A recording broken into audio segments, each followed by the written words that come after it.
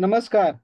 जे विद्यार्थ्यांनी इयत्ता 12वीची परीक्षा दिलेली आहे, विज्ञान शाखेतून दिलेले असले तरी चालेल, वाणिज्य शाखेतून दिले असलेले चालेल किंवा कला शाखेतून दिले असलेले चालेल.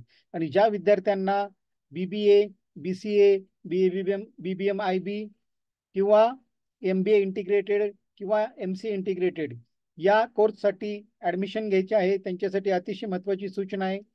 या अगोदरच्या वर्षामध्ये BBA, BCA आणि BBM IB या अभ्यासक्रमासाठी कोणतीही CET घेतली जात नव्हती. तर प्रथमच यावर्षी हे कोर्सेस AICTEच्या अंडर आल्यामुळे प्रथमच CET सेल कडून परीक्षा घेतली जात आहे.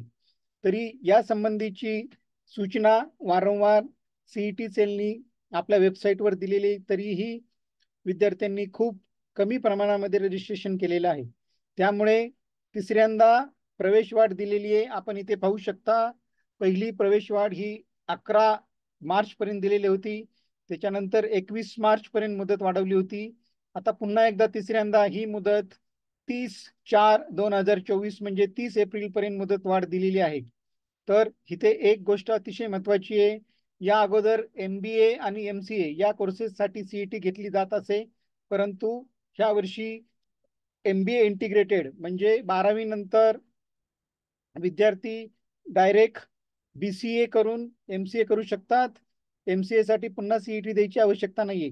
किंवा ज्या विद्यार्थ्यांना MBA करायचे ते BBA ची CET घेऊन MBA इंटिग्रेटेड या कोर्सेससाठी प्रवेश घेऊ शकतात.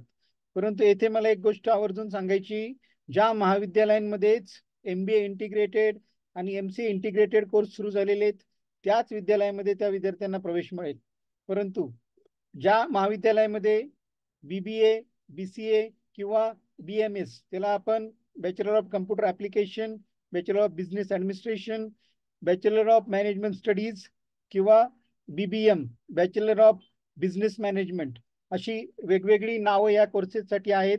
तर माझी सर्व विद्यार्थ्यांना विनंती आहे की हा व्हिडिओ जास्तीत जास्त विद्यार्थ्यांना फॉरवर्ड करा, म्हणजे आपणास BBA, BCA या कोर्सचे रजिस्ट्रेशन करता येईल आणि या वर्षी तुम्हाला या कोर्ससाठी प्रवेश घेता येईल.